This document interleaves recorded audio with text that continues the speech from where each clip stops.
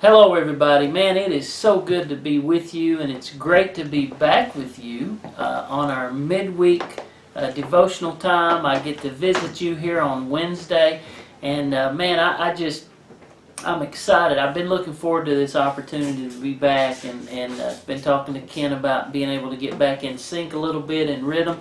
Mary and I have been away for a few weeks, and man, we're just so thankful for some time away, and got recharge a little bit, and man, I'm just anxious to get back. I like my structure, I like my schedule, and so we're excited to be back in our schedule a little bit, and I'm thankful and excited to be able to come with you. I'd like to thank for a couple minutes Rob, who filled in for me a couple times. He spoke for us on Father's Day, and then others who filled in, but Rob particularly filled in with our video a couple times, and so just everybody stepped up in our church, and I'm just thankful for a great June. We had a great June, and a lot of times when the pastor's away, maybe things lose a little bit of energy and dip a little bit, but man, we had a phenomenal June. We had no drop off from the pulpit or in leadership or in the structure of our church, and I'm thankful. I'm really excited about that. That encourages me, and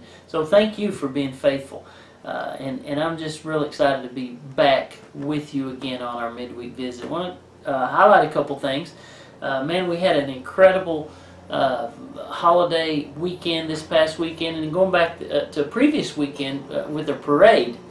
We had a great time at the Mount Pleasant celebration with the parade and the food vendors and the concert and the fireworks, and man, our people just jumped in and were involved, and we wore our new shirts that I'm sure if you hadn't gotten one, you noticed, and we were even in a picture in the Independent Tribune at the parade, and so man, the parade weekend was phenomenal. And again, thanks to those who led in our church and organized, and it was just a great time. And then this past Sunday, we celebrated Independence Day. We actually celebrated freedom in our church, and we had my friend Tim Hayes, who is now your friend. If you were here and you're able to hear Tim and hear his story, incredible story, his message, his story of how God turned a tragedy into a triumph in the life of my friend Tim Hayes. And man, he inspired our church. God met with us Sunday, and the altars were filled with people coming to pray,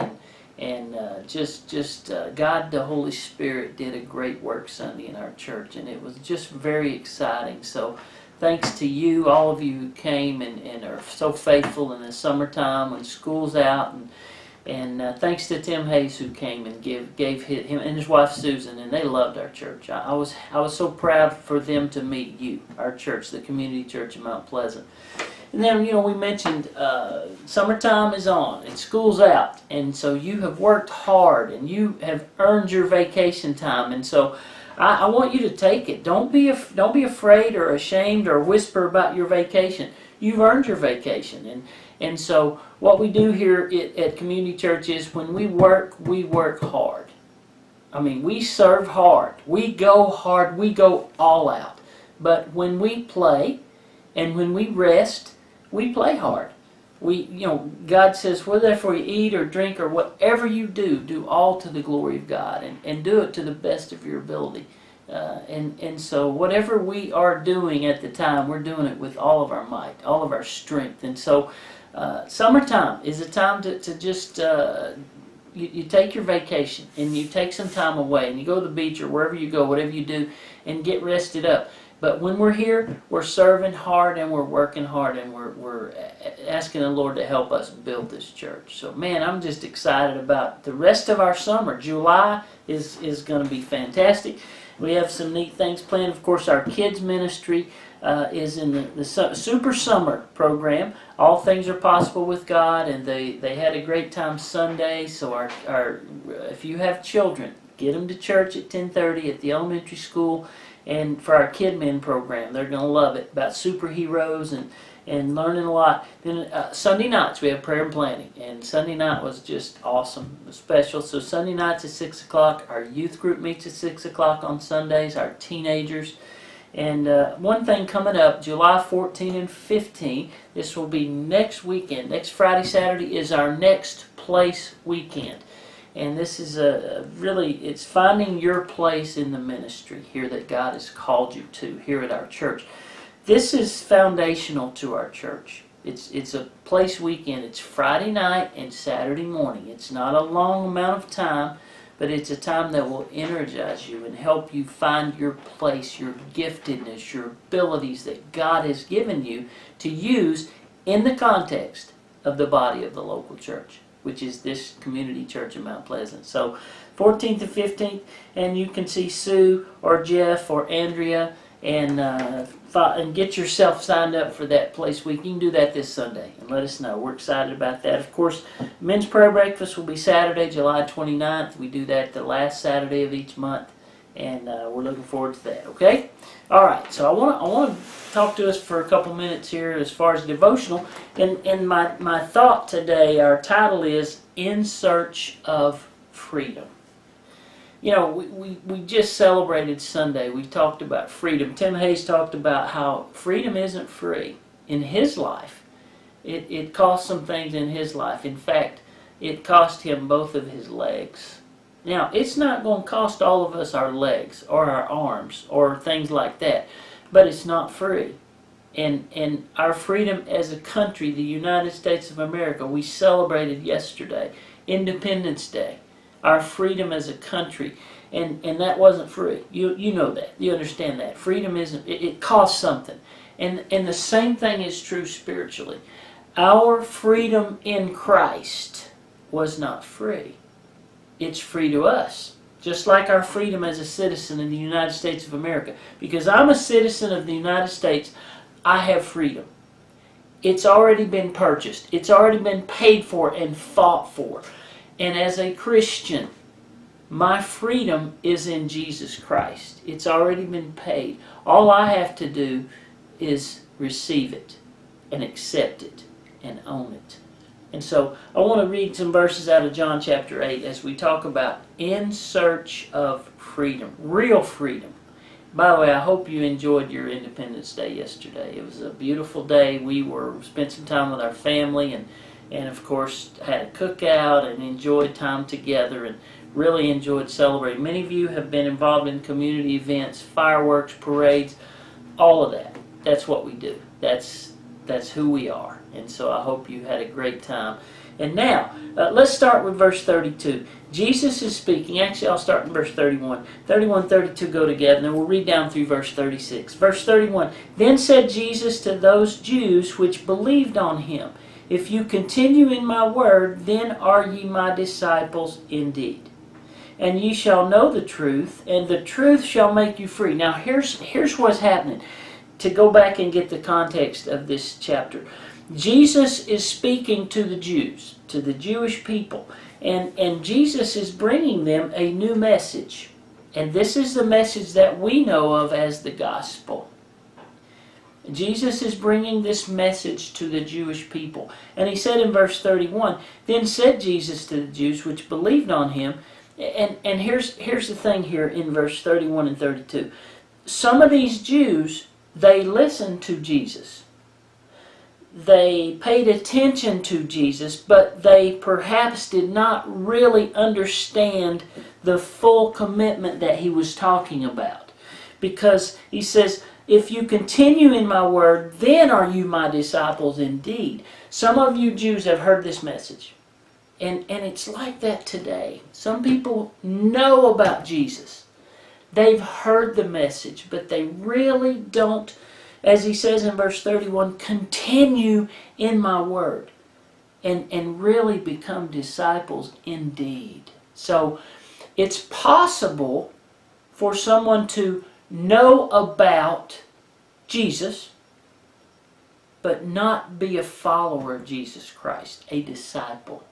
It's possible today in our society. There are those that have heard, they've listened, they know about the gospel, but they are not continuing in that gospel message. And so there's an interesting distinction, almost a dilemma. Verse 32, You shall know the truth. Now the truth here is not a thing, it's a person, Jesus. And the truth, Jesus, shall make you free. Alright, verse 33. They answered unto him, here's these Jews. They said, well, we're Abraham's seed, and we're never in bondage to anybody. We've been free, Jesus. We don't understand. We're already free. We're not slaves. And Jesus said, well, you're missing the point. You're slaves to sin. I know you're free because you're of Abraham's seed, and they were never in bondage to any man. How sayest thou, you made me free? They're confused. They don't fully understand. Verse 34, Jesus answered and said, verily, verily, I say unto you, whoever committeth sin is the servant of sin. He's talking about, wait a minute, I'm not talking about your grandfather or your father or your brothers or your sisters. I'm talking about you and the condition of your heart spiritually. And he said, you are, if you continue in a life of sin, you are a slave to that sin. So, you are in bondage. Sin is bondage. Jesus said, I tell you the truth. 3 times he said that here in this passage. He said, you need to, I'm not talking about a human bondage here. I'm talking about a spiritual bondage in verse 34. Whoever committeth sin continually as a lifestyle is a slave, a servant to sin. So now we've got a dilemma. Jesus is confronting the Jews about their lifestyle, which is of sin. And he said, you need to be free because you're slaves. And they're like, whoa, I'm not a slave. They're almost offended. They're like, Jesus, you've mistaken. I'm not a slave because I'm of Abraham. I'm free. And Jesus said, no, you're a slave to sin. Verse 35. And the servant abideth not in the house forever, but the Son abideth forever. Now, he's going back into an interesting situation. He's comparing a servant with a son. A servant might live in the house, but he's not a son. He's not a family. He serves, he's a slave, but he's not a son. And Jesus said, hey, Jews, you're in the family, you're in the house, but you're not a son. Do you understand what Jesus is saying here? And he's trying to explain it to them. There's a difference in a slave and a son. He said, I want to make you a son. Blood. Family. Right now, you're just a slave. You're a servant. In verse 35, he makes the distinction. Then we look at verse 36, and he wraps it all up. And I'll wrap it up in verse 36 as well. If the Son, therefore, shall make you free, spiritually free, you shall be free indeed. He said, you don't have to be a slave. You don't have to be in bondage. You don't have to live a lifestyle of sin. If Jesus, who is the Son, who is the truth, shall set you free, you now are a son. You're no longer a slave. Jesus is the Son. He's the truth. And you can become truly free by placing your life and your commitment. And as Jesus said, continuing in the truth. That's what it means to be a disciple of Christ. So, let me close by saying, today in our world, in our society, there are those who know about Jesus, but they're not really sons. They're not continuing in that faith, that lifestyle of faith. In fact, they're slaves to a life of sin, and they're in bondage. And Jesus said in John chapter 8, verse 36, I can give you freedom from your sinful lifestyles. I can make you free. So, in search of freedom, John chapter 8 talks about the real freedom that you and I and all the Jews and everyone in our society, everyone in our world today, we're slaves, but Jesus can make us sons and He can set us free. I am excited about Sunday. I'm going to start a new series. We're going to do 3 studies from the book of Genesis. It's going to be really interesting and a lot of fun. Can't wait to see you Sunday. You have a great week. God bless you.